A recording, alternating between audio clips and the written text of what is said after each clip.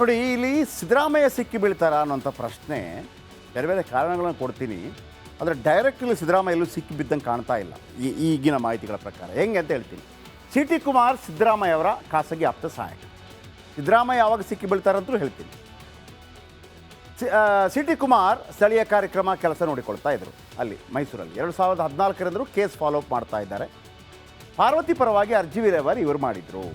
ಇದೇ ಕುಮಾರ್ ಸೈಟ್ಗೋಸ್ಕರ ಅರ್ಜಿ ಹಾಕಿದ್ರು. ಇವರೇ ಪಾರ್ವತಿಯವರ ಹೆಸರಿಗೆ ಸೈಟ್ ಮಾಡಿಕೊಟ್ಟಿದ್ರು ಇವರೇ. 2022 ಖಾತೆಗಾಗಿ ಪಾರ್ವತಿಯವರು ಅರ್ಜಿ ಹಾಕಿದ್ರು.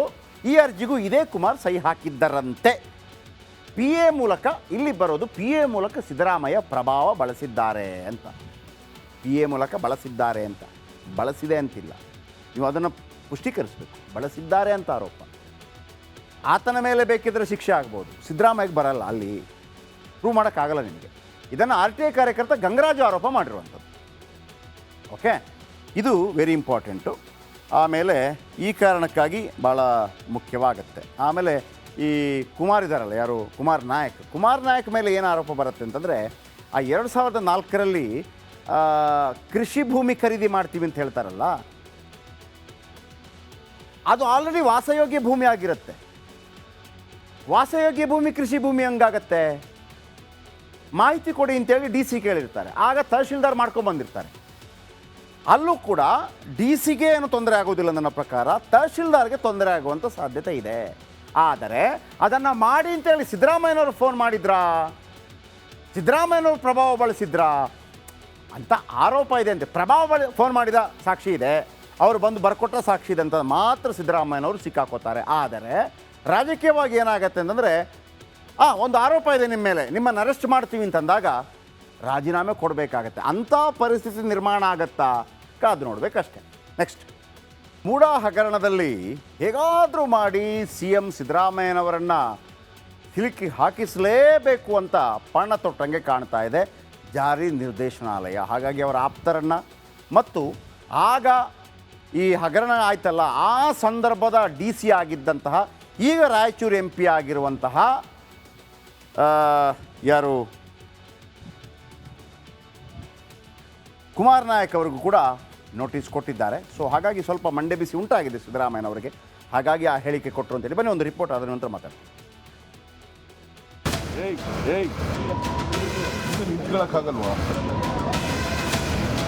ಇವತ್ತು ಸಿಎಂ ಸಾಹೇಬ್ರು ಕೆರಳಿದ್ರು. ಅದಕ್ಕೆ ಕಾರಣ ಮುಡಾ ಹಗರಣ. ಮುಡಾ ಹಗರಣ ಇಂಚಿಂಚು ಬಗೆಯುತ್ತಿದೆ ಇಡಿ. ಸಿದ್ದರಾಮಯ್ಯ ಖಾಸಗಿ ಆಪ್ತ ಸಹಾಯಕನಿಗೆ ಗ್ರಿಲ್. ಮುಡಾ 14 ನಿವೇಶನಗಳ ಕಂಟಕ ಯಾವಾಗ ಯಾರ ಬುಡಕ್ಕೆ ಬರುತ್ತಿದೆಯೋ ಗೊತ್ತಿಲ್ಲ. ಒಂದೆಡೆ ಲೋಕಾಯುಕ್ತ ಪೊಲೀಸರು, ಮತ್ತೊಂದು ಕಡೆ ನ್ಯಾಯಾಂಗ ತನಿಖೆ ನಡೀತಿದ್ದು ಇಡಿ ಕೂಡ ಹಗರಣವನ್ನ ಬಗೆಯುತ್ತಿದೆ. ಸಿಎಂ ಆಪ್ತ ಸಹಾಯಕ C T Kumar alias S G Dinesh ಕುಮಾರ್ರನ್ನ ಇಡಿ ತೀವ್ರ ವಿಚಾರಣೆಗೆ ಒಳಪಡಿಸಿದೆ. ರಾಯಚೂರು ಎಂಪಿ ಕುಮಾರ್ ನಾಯಕ್ ವಿಚಾರಣೆ. ಒಂದು ಕಾಲದಲ್ಲಿ ಮೈಸೂರು ಡಿಸಿಯಾಗಿದ್ದ ಕುಮಾರ್ ನಾಯಕ್ ಸದ್ಯ ರಾಯಚೂರು ಕಾಂಗ್ರೆಸ್ ಸಂಸದರಾಗಿದ್ದಾರೆ. ಇವರನ್ನು ಶಾಂತಿನಗರದ ಇಡಿ ಕಚೇರಿಯಲ್ಲಿ ವಿಚಾರಣೆಗೆ ಕರೆಸಲಾಗಿತ್ತು. ಮುಡಾ ಕುಮಾರ್ ಢಮಾರ್ 2000ರಲ್ಲಿ ಕೃಷಿ ಭೂಮಿಯಾಗಿ ಪರಿವರ್ತಿಸಲು ಮನವಿ ಸಲ್ಲಿಸಲಾಗಿತ್ತು. ಭೂಮಿ ಮಾಲೀಕ ಅಂತ ಹೇಳಿಕೊಳ್ಳೋ ದೇವರಾಜು ಭೂ ಸ್ವಾಧೀನ ಕೈ ಬಿಡುವಂತೆ ಪತ್ರ ಬರೆದಿದ್ರು. ಮುಡಾ ಅಧಿಕಾರಿಗಳು ತಹಶೀಲ್ದಾರ್ಗೆ ಸ್ಥಳ ಪರಿಶೀಲಿಸಿ ವರದಿ ನೀಡುವಂತೆ ಡಿಸಿ ಸೂಚಿಸಿದ್ರು. ಅಂದು ಮೈಸೂರು ಡಿಸಿ ಆಗಿದ್ದಿದ್ದು ಇದೇ ಕುಮಾರ್ ನಾಯಕ್. ತಹಶೀಲ್ದಾರ್ ವರದಿ ಆಧರಿಸಿ 2003ರಲ್ಲಿ ಕೃಷಿ ಭೂ ಪರಿವರ್ತನೆಯಾಯಿತು. 2004ರಲ್ಲಿ ಅದೇ ಭೂಮಿ ಮಾರಾಟವೂ ಆಯಿತು. 3.16 ಎಕರೆ ಭೂಮಿಯನ್ನ ಖರೀದಿಸಿದ್ದು ಸಿದ್ದರಾಮಯ್ಯ ಪತ್ನಿ ಸಹೋದರ ಮಲ್ಲಿಕಾರ್ಜುನ್. ಮುಡಾ ಕೇಸ್ ಬಯಲಿಗೆಳೆದವರ ವಿರುದ್ಧ ಕೇಸ್ ಜಡಿಯೋ ಕಾಮಗಾರಿ ಭರದಿಂದ ಸಾಗ್ತಿದೆ. ಸ್ನೇಹಮಯಿ ಕೃಷ್ಣ ಬ್ಲಾಕ್ ಮೇಲ್ ಮಾಡಿದ್ದಾರೆ ಅಂತ ದೇವರಾಜ್ ಠಾಣೆಯಲ್ಲಿ ಕೆಪಿಸಿಸಿ ವಕ್ತಾರ ಎಂ ಲಕ್ಷ್ಮಣ್ ದೂರು ನೀಡಿದ್ದಾರೆ. Bureau report, republic Kannada. ನೋಡಿ, ಇಲ್ಲಿ ಸಿದ್ದರಾಮಯ್ಯ ಸಿಕ್ಕಿ ಬೀಳ್ತಾರಾ ಅನ್ನೋಂಥ ಪ್ರಶ್ನೆ ಬೇರೆ ಬೇರೆ ಕಾರಣಗಳನ್ನು ಕೊಡ್ತೀನಿ. ಆದರೆ ಡೈರೆಕ್ಟ್ಲಿ ಸಿದ್ದರಾಮಯ್ಯ ಎಲ್ಲೂ ಸಿಕ್ಕಿ ಬಿದ್ದಂಗೆ ಕಾಣ್ತಾ ಇಲ್ಲ ಈಗಿನ ಮಾಹಿತಿಗಳ ಪ್ರಕಾರ. ಹೆಂಗೆ ಅಂತ ಹೇಳ್ತೀನಿ. ಸಿ ಟಿ ಕುಮಾರ್ ಸಿದ್ದರಾಮಯ್ಯ ಅವರ ಖಾಸಗಿ ಆಪ್ತ ಸಹಾಯಕ. ಸಿದ್ದರಾಮಯ್ಯ ಯಾವಾಗ ಸಿಕ್ಕಿ ಬೀಳ್ತಾರಂತೂ ಹೇಳ್ತೀನಿ. ಸಿ ಟಿ ಕುಮಾರ್ ಸ್ಥಳೀಯ ಕಾರ್ಯಕ್ರಮ ಕೆಲಸ ನೋಡಿಕೊಳ್ತಾ ಇದ್ದರು ಅಲ್ಲಿ ಮೈಸೂರಲ್ಲಿ. 2014ರಿಂದಲೂ ಕೇಸ್ ಫಾಲೋಅಪ್ ಮಾಡ್ತಾ ಇದ್ದಾರೆ. ಪಾರ್ವತಿ ಪರವಾಗಿ ಅರ್ಜಿ ವಿಲೇವಾರಿ ಇವರು ಮಾಡಿದರು. ಇದೇ ಕುಮಾರ್ ಸೈಟ್ಗೋಸ್ಕರ ಅರ್ಜಿ ಹಾಕಿದ್ರು. ಇವರೇ ಪಾರ್ವತಿಯವರ ಹೆಸರಿಗೆ ಸೈಟ್ ಮಾಡಿಕೊಟ್ಟಿದ್ರು ಇವರೇ. 2022 ಖಾತೆಗಾಗಿ ಪಾರ್ವತಿಯವರು ಅರ್ಜಿ ಹಾಕಿದ್ರು. ಈ ಅರ್ಜಿಗೂ ಇದೇ ಕುಮಾರ್ ಸಹಿ ಹಾಕಿದ್ದರಂತೆ. PA ಮೂಲಕ ಇಲ್ಲಿ ಬರೋದು, PA ಮೂಲಕ ಸಿದ್ದರಾಮಯ್ಯ ಪ್ರಭಾವ ಬಳಸಿದ್ದಾರೆ ಅಂತ. PA ಮೂಲಕ ಬಳಸಿದ್ದಾರೆ ಅಂತ, ಬಳಸಿದೆ ಅಂತಿಲ್ಲ, ನೀವು ಅದನ್ನು ಪುಷ್ಟೀಕರಿಸಬೇಕು. ಬಳಸಿದ್ದಾರೆ ಅಂತ ಆರೋಪ. ಆತನ ಮೇಲೆ ಬೇಕಿದ್ದರೆ ಶಿಕ್ಷೆ ಆಗ್ಬೋದು, ಸಿದ್ದರಾಮಯ್ಯಗೆ ಬರಲ್ಲ, ಅಲ್ಲಿ ಪ್ರೂವ್ ಮಾಡೋಕ್ಕಾಗಲ್ಲ ನಿಮಗೆ. ಇದನ್ನು RTI ಕಾರ್ಯಕರ್ತ ಗಂಗರಾಜು ಆರೋಪ ಮಾಡಿರುವಂಥದ್ದು. ಓಕೆ, ಇದು ವೆರಿ ಇಂಪಾರ್ಟೆಂಟು. ಆಮೇಲೆ ಈ ಕಾರಣಕ್ಕಾಗಿ ಭಾಳ ಮುಖ್ಯವಾಗುತ್ತೆ. ಆಮೇಲೆ ಈ ಕುಮಾರ್ ಇದ್ದಾರಲ್ಲ, ಯಾರು ಕುಮಾರ್ ನಾಯಕ್ ಮೇಲೆ ಏನು ಆರೋಪ ಬರುತ್ತೆ ಅಂತಂದರೆ, ಆ 2004ರಲ್ಲಿ ಕೃಷಿ ಭೂಮಿ ಖರೀದಿ ಮಾಡ್ತೀವಿ ಅಂತ ಹೇಳ್ತಾರಲ್ಲ, ಅದು ಆಲ್ರೆಡಿ ವಾಸಯೋಗ್ಯ ಭೂಮಿ ಆಗಿರುತ್ತೆ. ವಾಸಯೋಗ್ಯ ಭೂಮಿ ಕೃಷಿ ಭೂಮಿ ಹಂಗಾಗತ್ತೆ? ಮಾಹಿತಿ ಕೊಡಿ ಅಂತೇಳಿ DC ಕೇಳಿರ್ತಾರೆ. ಆಗ ತಹಶೀಲ್ದಾರ್ ಮಾಡ್ಕೊಂಡ್ಬಂದಿರ್ತಾರೆ. ಅಲ್ಲೂ ಕೂಡ DC-ಗೆ ಏನು ತೊಂದರೆ ಆಗೋದಿಲ್ಲ ನನ್ನ ಪ್ರಕಾರ, ತಹಶೀಲ್ದಾರ್ಗೆ ತೊಂದರೆ ಆಗುವಂಥ ಸಾಧ್ಯತೆ ಇದೆ. ಆದರೆ ಅದನ್ನು ಮಾಡಿ ಅಂತೇಳಿ ಸಿದ್ದರಾಮಯ್ಯನವರು ಫೋನ್ ಮಾಡಿದ್ರಾ, ಸಿದ್ದರಾಮಯ್ಯನವರು ಪ್ರಭಾವ ಬಳಸಿದ್ರಾ ಅಂತ ಆರೋಪ ಇದೆ ಅಂತೆ. ಫೋನ್ ಮಾಡಿದ ಸಾಕ್ಷಿ ಇದೆ, ಅವರು ಬಂದು ಬರ್ಕೊಟ್ಟ ಸಾಕ್ಷಿ ಇದೆ ಅಂತ ಮಾತ್ರ ಸಿದ್ದರಾಮಯ್ಯನವರು ಸಿಕ್ಕಾಕೋತಾರೆ. ಆದರೆ ರಾಜಕೀಯವಾಗಿ ಏನಾಗತ್ತೆ ಅಂತಂದರೆ, ಒಂದು ಆರೋಪ ಇದೆ ನಿಮ್ಮ ಮೇಲೆ, ನಿಮ್ಮನ್ನು ಅರೆಸ್ಟ್ ಮಾಡ್ತೀವಿ ಅಂತಂದಾಗ ರಾಜೀನಾಮೆ ಕೊಡಬೇಕಾಗತ್ತೆ. ಅಂಥ ಪರಿಸ್ಥಿತಿ ನಿರ್ಮಾಣ ಆಗತ್ತಾ? ಕಾದು ನೋಡಬೇಕಷ್ಟೆ.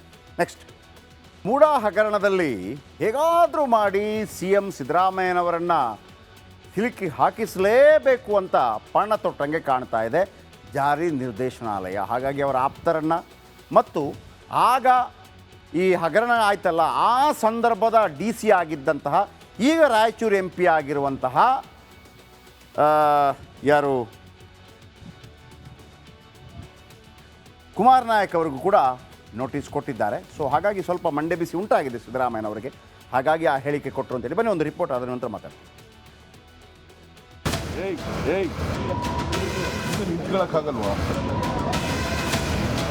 ಇವತ್ತು CM ಸಾಹೇಬ್ರು ಕೆರಳಿದ್ರು. ಅದಕ್ಕೆ ಕಾರಣ ಮುಡಾ ಹಗರಣ. ಮುಡಾ ಹಗರಣ ಇಂಚಿಂಚು ಬಗೆಯುತ್ತಿದೆ ಇಡಿ. ಸಿದ್ದರಾಮಯ್ಯ ಖಾಸಗಿ ಆಪ್ತ ಸಹಾಯಕನಿಗೆ ಗ್ರಿಲ್. ಮುಡಾ 14 ನಿವೇಶನಗಳ ಕಂಟಕ ಯಾವಾಗ ಯಾರ ಬುಡಕ್ಕೆ ಬರುತ್ತಿದೆಯೋ ಗೊತ್ತಿಲ್ಲ. ಒಂದೆಡೆ ಲೋಕಾಯುಕ್ತ ಪೊಲೀಸರು, ಮತ್ತೊಂದು ಕಡೆ ನ್ಯಾಯಾಂಗ ತನಿಖೆ ನಡೆಯುತ್ತಿದ್ದು ಇಡಿ ಕೂಡ ಹಗರಣವನ್ನ ಬಗೆಯುತ್ತಿದೆ. CM ಆಪ್ತ ಸಹಾಯಕ CT Kumar alias SG Dinesh ಕುಮಾರ್ರನ್ನ ಇಡಿ ತೀವ್ರ ವಿಚಾರಣೆಗೆ ಒಳಪಡಿಸಿದೆ. ರಾಯಚೂರು MP ಕುಮಾರ್ ನಾಯಕ್ ವಿಚಾರಣೆ. ಒಂದು ಕಾಲದಲ್ಲಿ ಮೈಸೂರು DC ಆಗಿದ್ದ ಕುಮಾರ್ ನಾಯಕ್ ಸದ್ಯ ರಾಯಚೂರು ಕಾಂಗ್ರೆಸ್ ಸಂಸದರಾಗಿದ್ದಾರೆ. ಇವರನ್ನು ಶಾಂತಿನಗರದ ಇಡಿ ಕಚೇರಿಯಲ್ಲಿ ವಿಚಾರಣೆಗೆ ಕರೆಸಲಾಗಿತ್ತು. ಮುಡಾ ಕುಮಾರ್ ಢಮಾರ್ 2000ರಲ್ಲಿ ಕೃಷಿ ಭೂಮಿಯಾಗಿ ಪರಿವರ್ತಿಸಲು ಮನವಿ ಸಲ್ಲಿಸಲಾಗಿತ್ತು. ಭೂಮಿ ಮಾಲೀಕ ಅಂತ ಹೇಳಿಕೊಳ್ಳೋ ದೇವರಾಜು ಭೂ ಸ್ವಾಧೀನ ಕೈ ಬಿಡುವಂತೆ ಪತ್ರ ಬರೆದಿದ್ರು. ಮುಡಾ ಅಧಿಕಾರಿಗಳು ತಹಶೀಲ್ದಾರ್ಗೆ ಸ್ಥಳ ಪರಿಶೀಲಿಸಿ ವರದಿ ನೀಡುವಂತೆ DC ಸೂಚಿಸಿದ್ರು. ಅಂದು ಮೈಸೂರು DC ಆಗಿದ್ದಿದ್ದು ಇದೇ ಕುಮಾರ್ ನಾಯಕ್. ತಹಶೀಲ್ದಾರ್ ವರದಿ ಆಧರಿಸಿ 2003ರಲ್ಲಿ ಕೃಷಿ ಭೂ ಪರಿವರ್ತನೆಯಾಯಿತು. 2004ರಲ್ಲಿ ಅದೇ ಭೂಮಿ ಮಾರಾಟವೂ ಆಯಿತು. 3.16 ಎಕರೆ ಭೂಮಿಯನ್ನ ಖರೀದಿಸಿದ್ದು ಸಿದ್ದರಾಮಯ್ಯ ಪತ್ನಿ ಸಹೋದರ ಮಲ್ಲಿಕಾರ್ಜುನ್. ಮುಡಾ ಕೇಸ್ ಬಯಲಿಗೆಳೆದವರ ವಿರುದ್ಧ ಕೇಸ್ ಜಡಿಯೋ ಕಾಮಗಾರಿ ಭರದಿಂದ ಸಾಗ್ತಿದೆ. ಸ್ನೇಹಮಯಿ ಕೃಷ್ಣ ಬ್ಲಾಕ್ ಮೇಲ್ ಮಾಡಿದ್ದಾರೆ ಅಂತ ದೇವರಾಜ್ ಠಾಣೆಯಲ್ಲಿ KPCC ವಕ್ತಾರ M ಲಕ್ಷ್ಮಣ್ ದೂರು ನೀಡಿದ್ದಾರೆ. Bureau report, republic Kannada.